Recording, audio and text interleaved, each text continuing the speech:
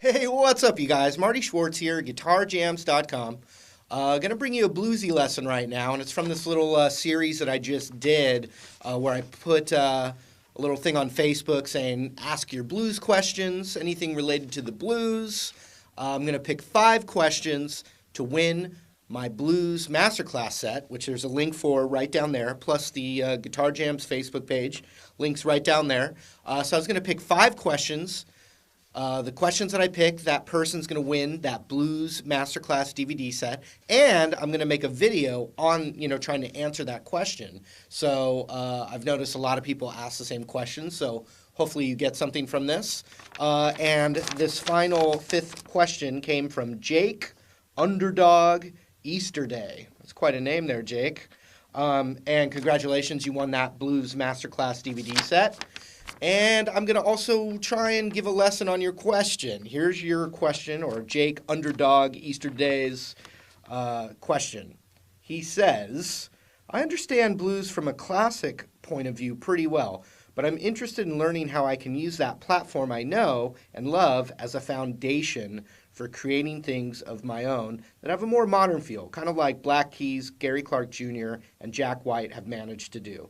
As much as I love the classic 1-4-5 progression, I've unfortunately found that most folks who aren't blues fanatics, such as myself, tend to get bored with it sooner than not. Please, I'm begging you, give me more pointers about how I can, or about what I can do to make the blues more interesting to a modern audience. Well, I've got a cool little thing that I did with a student recently. We're going to zoom in. I'm going to show you some basic techniques that kind of take you, blues-related stuff, but not a traditional blues that a lot of those guys use. And so we'll zoom in and I'll show it to you. Congrats, you won that Blues Masterclass set. Those links are down there. Really appreciate it. But let's zoom in, and I'm going to give you a little lesson and try and answer your question. Here we go.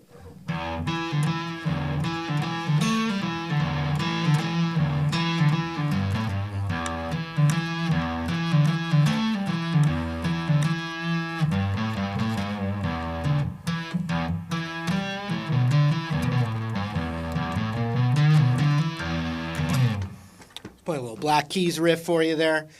Sorry, the volume's kind of low because I don't want to overdrive my speaking voice here. But what I was using was a fuzz pedal.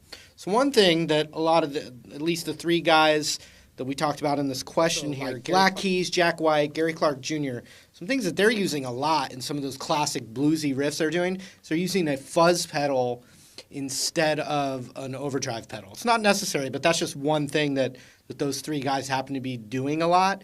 And, you use a pedal like a Big Muff or a Swollen Pickle, all stuff that sounds very dirty and raunchy, which I guess is the point of it. It's intentional. And it's just fun to say, right? So anyway, a fuzz pedal is one thing that you can do that those newer guys are doing. Another thing that I find is really cool is playing riffs with that fuzz pedal in the open E minor pentatonic scale. Instead of, that kind of thing, a lot of their songs kind of just write a riff, kind of Hendrix style, really, come up with some kind of riff with that scale. And I'm going to show you a couple of tricks that you can do, or not tricks, but just some ideas that you can do that are kind of all part of that classic language right there. And so first, just knowing the E blues scale, open E, 3, and then O, 1, 2, O, 2, O, 2. You can add a 3 as the blues note, and then O, 3, O, 3. 3, O, 3, O, 3, 2, O, 2, O, 2, 1, O, 3, O.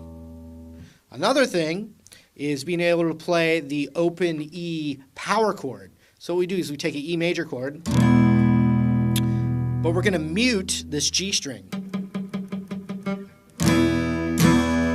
So when you have the fuzz on,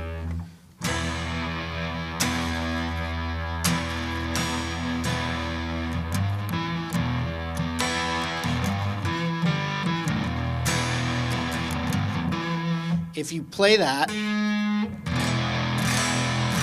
it actually muddies up the chord. So we want to know the scale,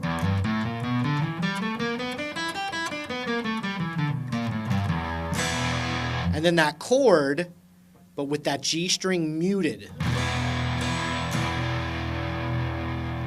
So watch, I'll just play some licks and just, you know, kind of mix in a couple of notes of a lick, or not even a lick, just a couple of notes of the scale, followed by that open E power chord.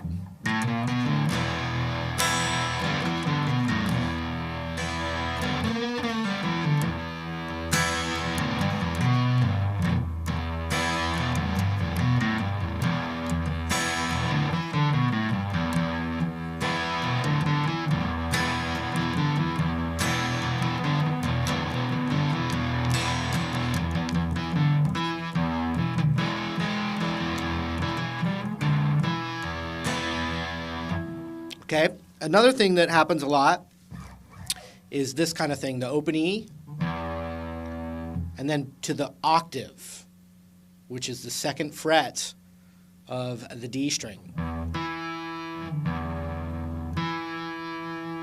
And then open, and then back down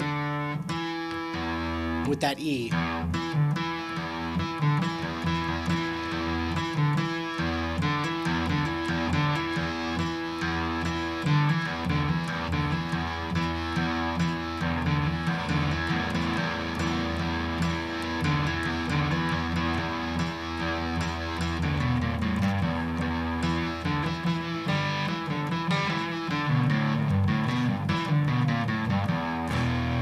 And then another combo I like is going 2-0, 2-1-0, and with little tricks of hammer-on pull-off 0-1-0 to 3 on the low E string.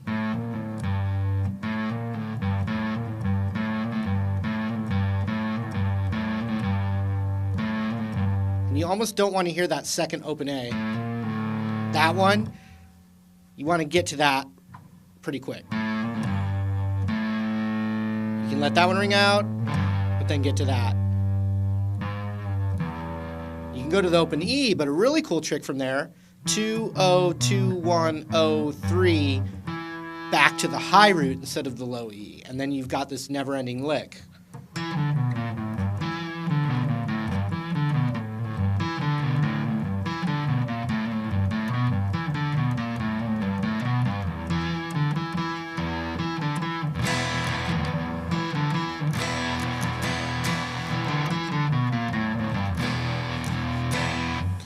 Okay, just some, you know, things to try. Another thing, though, that those three guys in particular do a lot, instead of doing your traditional, you know, 1-4-5 kind of thing, so if we're doing a lick in E, instead of going to, like, A necessarily, although A is always good, you want to go to A, but, like, instead of that traditional, like, A and B7 kind of thing, they like to use more of a rock sensibility in the progressions. So if we're thinking of it as kind of like an E rock thing, a D chord will happen a lot, and it's probably going to be even better to mute that high E string, just like we did with the A.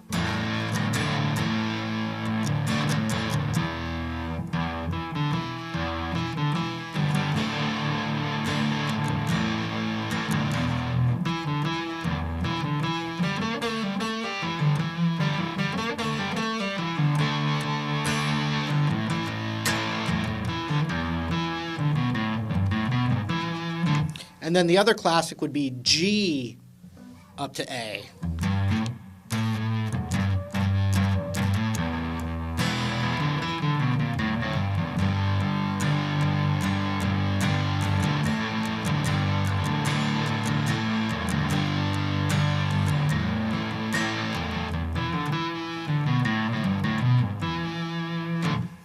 And then another good choice is to take that, it's the same scale, but go up here and play this little box, 5, 6, 7, 5, 7, 5, 7, and then resolve it with an open E and the E Hendrix chord.